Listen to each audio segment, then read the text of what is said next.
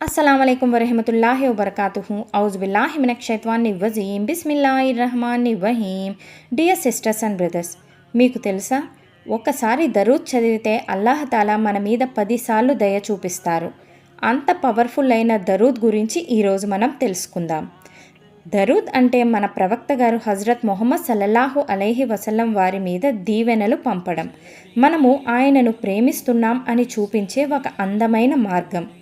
మనము దరూద్ చదివితే అల్లాహ్ కూడా మన మీద దయ చూపిస్తారు. ఫరిష్టాలు మన కోసం దువా చేస్తారు. ఇప్పుడు మనమందరం కలిసి దరూద్ చదువుదాం. బిస్మిల్లాహిర్రహ్మానిర్రహీం.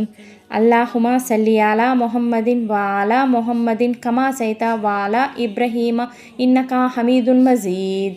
అల్లాహుమా బారికలా మొహమ్మదిన్ వాలా మొహమ్మదిన్ కమా భారత వాలా ఇబ్రహీమ ఇన్నకా హమీదున్ మజీద్.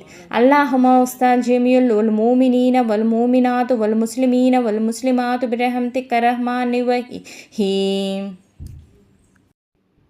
దరూద్ చదవడం వల్ల మన సమస్యలు తేలికవుతాయి, దువాలు త్వరగా అంగీకరించబడతాయి, పాపాలు క్షమించబడతాయి, హృదయం ప్రశాంతంగా ఉంటుంది. ఇది ఒక చిన్న అమలు, కానీ పెద్ద రివార్డ్. దరూద్ మనం ఎప్పుడైనా చదువుకోవచ్చు. నమాజ్లో తషహుద్లో చదువుతాం. జుమ్మా రోజున ఎక్కువగా చదవాలి.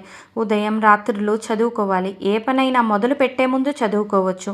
ముఖ్యంగా రోజుకు కనీసం 10 సార్లు దరూద్ చదవడం అలవాటు చేసుకుందాం. ఆమీన్. డియర్ సిస్టర్స్ అండ్ బ్రదర్స్, మన జీవితంలో ఎంత బిజీగా ఉన్నా మన ప్రవక్త గారి పేరు గుర్తు చేసుకోవడానికి ప్రయత్నిద్దాం.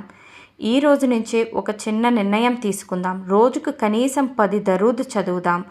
అల్లాహ్ మనందరినీ సన్మార్గంలో నడిపించాలి. ఆమీన్. If you like this video, please like, share and subscribe. Thanks for watching. ఏమన్నా తప్పులు చెప్పుంటే మాఫ్ కరో అల్లా. అస్సలాము అలైకుం వరహమతుల్లాహి వబర్కాతుహు.